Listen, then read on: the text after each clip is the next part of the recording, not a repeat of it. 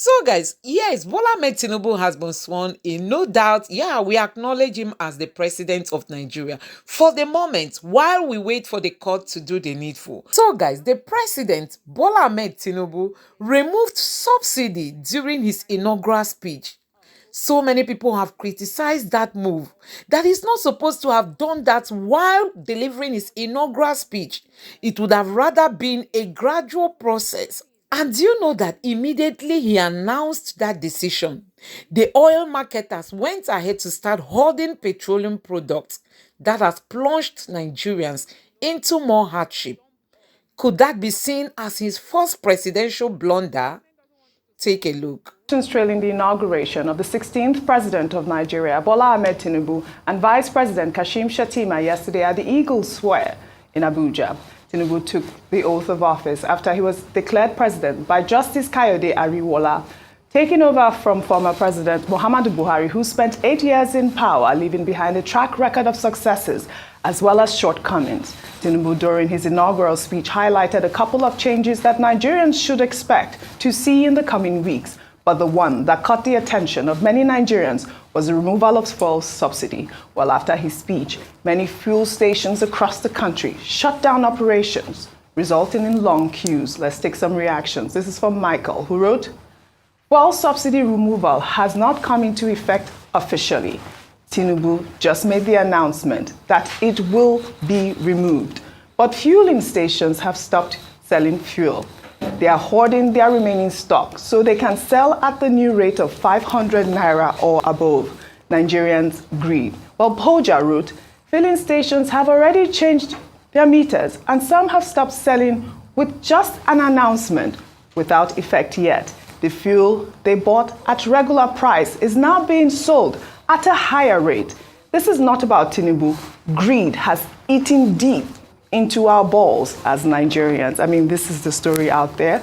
I mean, there is a video showing that there are some fueling stations that have actually increased their price to about, I believe this is about 600 naira per liter. I mean, this is quite absurd. But I am glad that NNPC has come out to say that we do have enough fuel in stock and that fuel stations should stop hiking up their price. But I mean, this is the result of that speech. A lot of people have condemned it because they thought it was just too abrupt the way Tinubu had announced the fuel subsidy removal. I mean, this is the effect. I know a lot of people have talked about the market effect. This is what we are seeing at this point. Ayo, really quickly.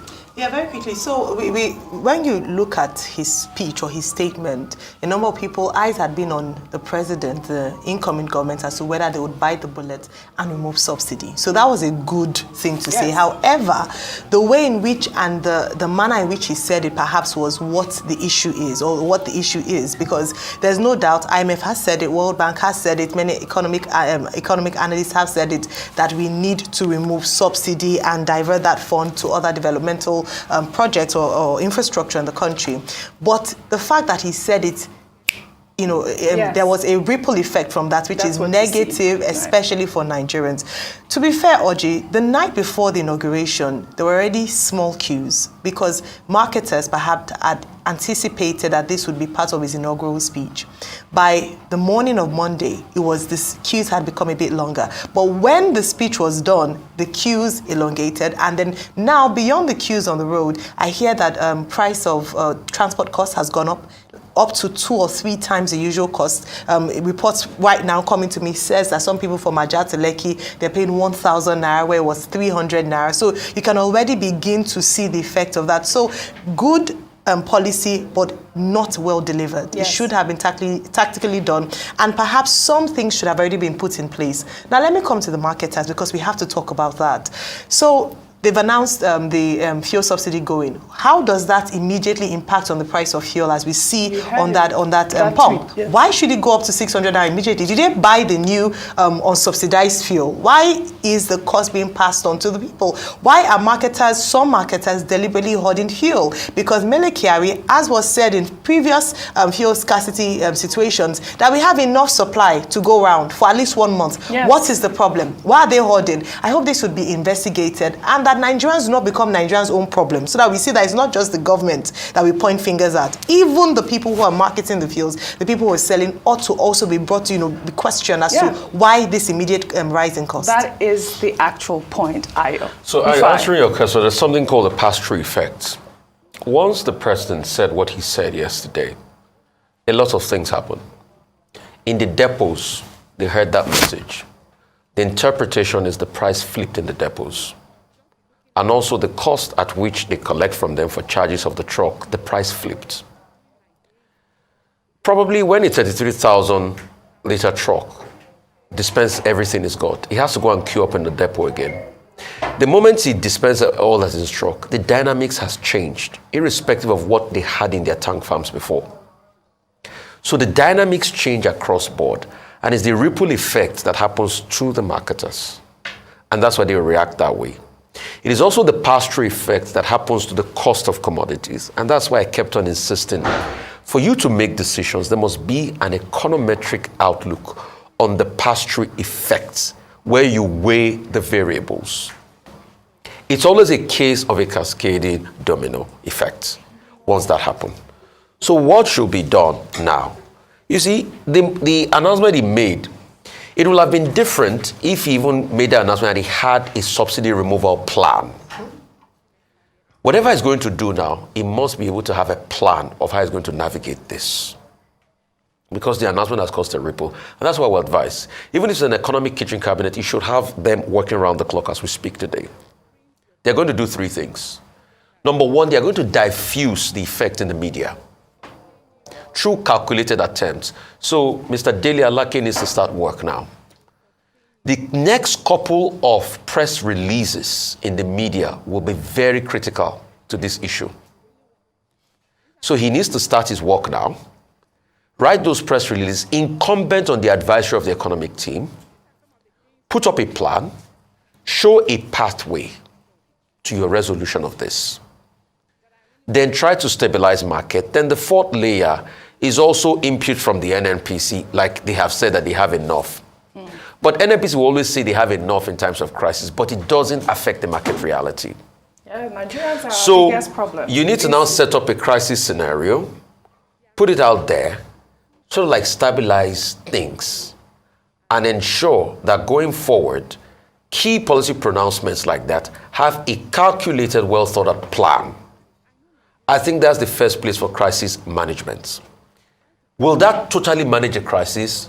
It might not. All right. But also take it in good faith and take the reaction. So in the next couple of days, there has to be press releases by Mr. Dele Alake and his team as a spokesperson.